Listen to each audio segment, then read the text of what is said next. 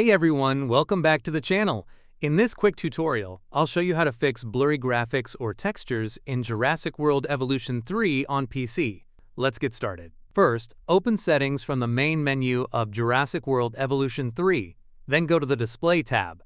Here, make sure your resolution matches your monitor's native resolution. For example, if your monitor is 1920 by 1080 or 2560 by 1440, select that exact option.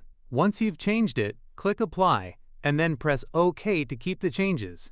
If your game is still blurry, go to the Graphics tab, scroll down and look for NVIDIA DLSS. If it's turned on, switch it to AMD FSR instead. DLSS can sometimes cause blurriness depending on your GPU or scaling mode, and switching to FSR usually makes textures look sharper. Once you've made the change, go back and apply the settings again. Now your graphics and textures should look much clearer. And that's it. If this video helped you, don't forget to like, subscribe, and drop a comment letting me know if it worked for you.